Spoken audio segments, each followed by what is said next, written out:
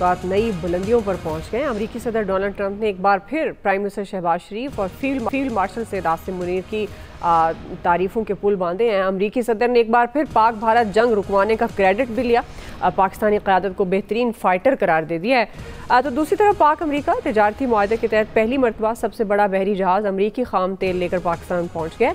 पाकिस्तान और अमरीका के दरमियान ये जो ताल्लुकात नई बुलंदियों पर पहुँचे हैं, इसी पर हम बात करें। आमिर साहब से आगाज़ करी हूँ, चूँकि अब ज़ाहिर है इस कॉन्टेक्स्ट में देखा जाए पाक अमरीका ताल्लुकात के हवाले से तो इससे पहले इतने अच्छे ताल्लुकात नहीं थे। अब इन सब का आम आदमी को क्या फ़ायदा होगा आमिर साहब? देखें, आम आदमी की बात सवाल में बिल्कुल दुरुस्त बात है कि हमें आम आदमी की बात करनी भी चाहिए, होनी भी चाहिए, लेकिन जहां इंटरनेशनली डिप्लोमेसी में आप देख रहे हैं कि पाकिस्तान कहीं था ही नहीं, अमेरिका की गिनती में भी नहीं था, और वो अगर हमारे खिलाफ 2 बयान भी दे देते ट्रंप साहब तो यहाँ बड़ा कुछ स्टॉक एक्सचेंज से लेकर और सारी चीज़ें हिल जाती।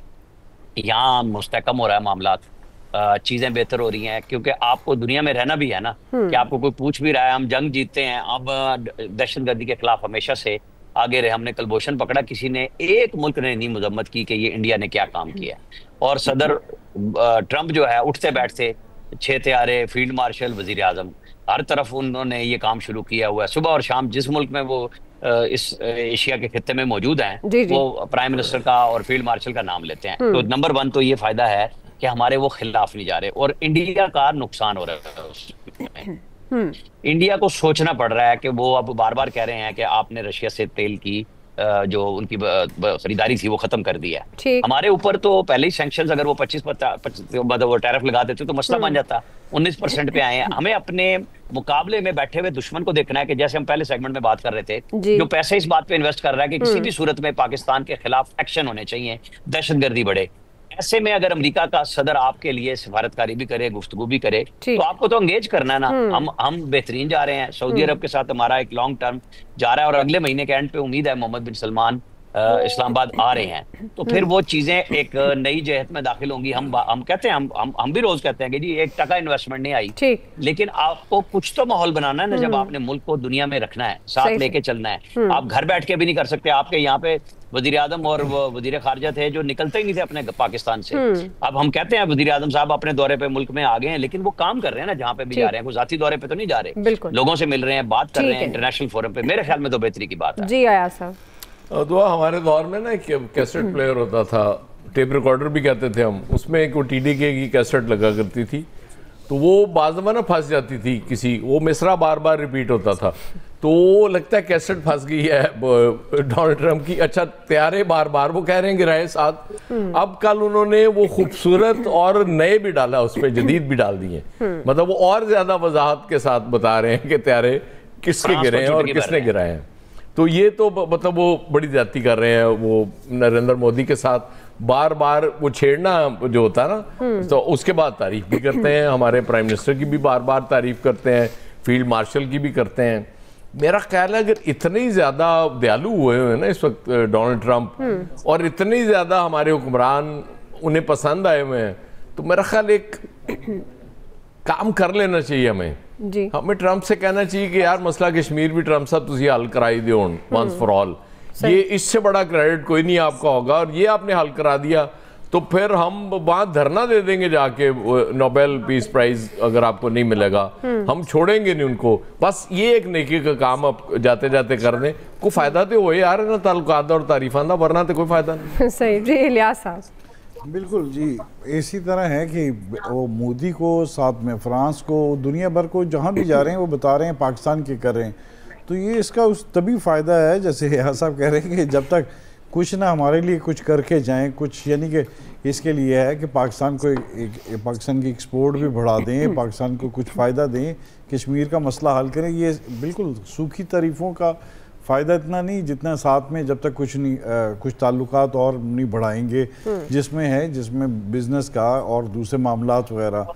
तो इसलिए पाकिस्तान के लिए बेहतर है, उनका कहना ये वगैरह बेहतरी आती है इसमें, लेकिन ये बेहतरी इस सूरत में है क्योंकि दूसरे ममालिक भी पाकिस्तान पर एतमाद करते हैं और बिल्कुल कारोबार वगैरह इस पर पाकिस्तान में बढ़ाएंगे अपनी लेन देन उसमें। तो लेकिन उस मसले को हल करने के लिए बिल्कुल ज़रूरी है कि उन ट्रंप साहब को और भी करना चाहिए कि पाकिस्तान के साथ और भी बात करें बिल्कुल, तो ये वो इंडिया के लिए तो है, वो इंडिया को जितना वो ये बात करते हैं इंडिया उतनी प्रॉक्सी वार लड़ने के लिए या सीधा तरीके से कुछ ना कुछ हरकत करने के लिए अपनी एक्सरसाइजेज वगैरह तेज़ करता है, तो जाहिर है उनको चिढ़ तो चढ़ती है कि उनके साथ जो एक हो गया है वो उसके साथ। और ट्रंप को ये एडवांटेज लेता है कि जी मैंने जंग रुकवाई है, और बिल्कुल हालांकि 7 त्यारे गिर गए, तो बिल्कुल वो बिल्कुल है, वो जाके हर जगह ये कहानी सुनाते हैं, वो बिल्कुल अपना भी लेता है एडवांटेज कि जी मेरी वजह से ये सारा हुआ है, लेकिन उसको ताल्लुकात पाकिस्तान के साथ इस्तवार करने चाहिए, उसको भी फायदा होगा फ्यूचर में। चले ठीक है जी, क्विकली ब्रेक नाज़रीन, ब्रेक से हम वापस आएंगे या यहीं से कंटिन्यू करेंगे।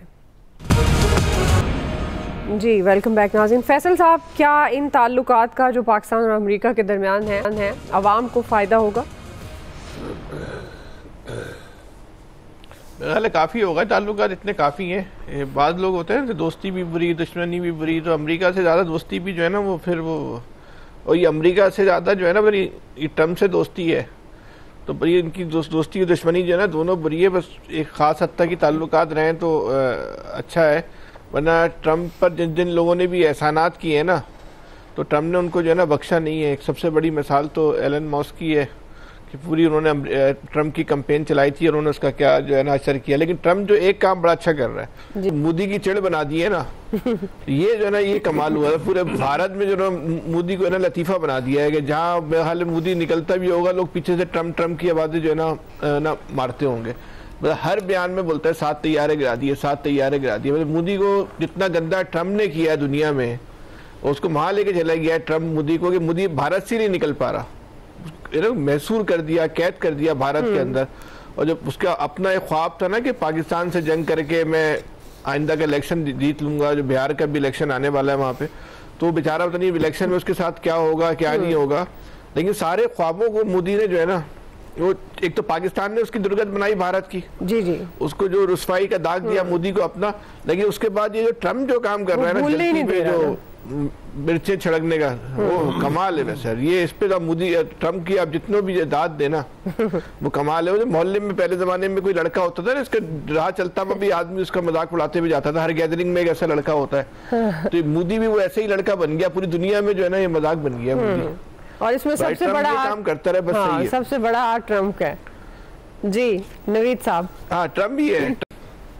तो फैसल की बात को आगे बढ़ाते हुए ये देखें, मोदी यानी इस हद तक आ गया है कि अभी मलेशिया में आसियान की समिट हो रही है और मोदी ने वहां जाना था, लेकिन मोदी वहां पे नहीं गया इस वजह से कि उसको वहां पे ट्रम्प को ना फेस करना पड़ जाए और फिर जो है जनरल असेंबली में भी नहीं गया, कहीं और ना चली जाए। और coming back to your main question के पाकिस्तान के अवाम को कितना फायदा होगा, दुआ देखें, अमेरिका ने पाकिस्तान के साथ जब भी ताल्लुकात रखे हैं तो वो ताल्लुकात टैक्टिकल लेवल के थे, वो ट्रांजैक्शनल लेवल के थे, वो कभी भी स्ट्रेटेजिक लेवल पे जो है वो ताल्लुकात नहीं थे।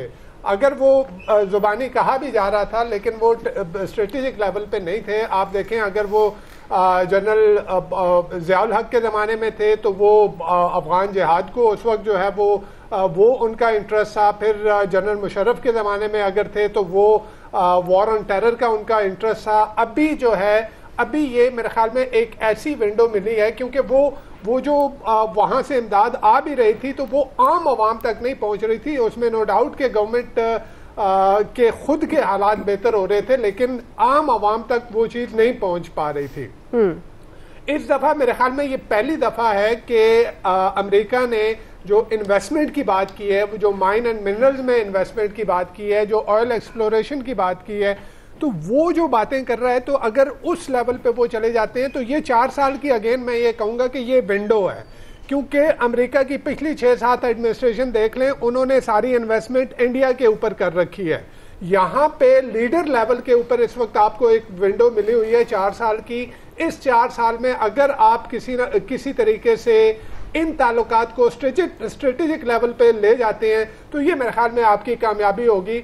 वरना ट्रंप के बाद आने वाली एडमिनिस्ट्रेशन जो होगी वो मेरे ख्याल में उसकी तरजीहात, मैं पहले भी कह चुका हूँ, हर तो पाकिस्तान कैसे इससे फायदा उठा सकता है, जिससे बराह रास्त ज़ाहिर है नबी साहब अवाम को भी फायदा होगा, तो पाकिस्तान इन ताल्लुकात से फायदा कैसे उठा सकता है फिर?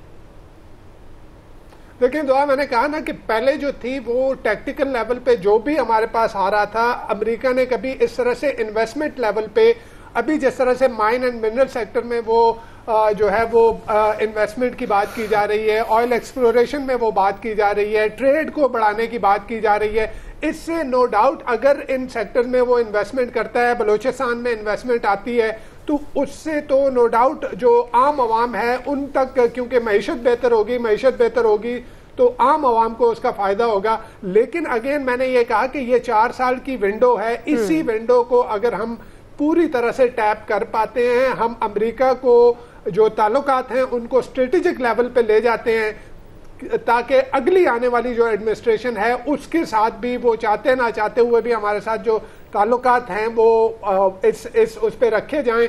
अदरवाइज जो ट्रंप का अपना अंदाज है डिप्लोमेसी का, वो पर्सनल लेवल की डिप्लोमेसी करते हैं। हमने ये बात कही कि हमें जो है वो टैरिफ 19% दिया गया, लेकिन कल जो है वो 3 साउथ आसियान के 3 ममालिक के साथ उन्होंने कल जो है वो एग्रीमेंट किए हैं, उनको 0 टैरिफ दिया। हमें 19% टैरिफ, वहां पे 0% टैरिफ जो है वो दिया गया है। तो पाकिस्तान को इस विंडो को बहुत जो है वो तरीके के साथ जो आपने डिप्लोमेसी करनी है वो बड़े तरीके के साथ डिप्लोमेसी करनी है कि आपके जो दरीना दोस्त हैं वो भी नाराज ना हो और यहाँ पे आप इससे फायदा भी उठा सकें।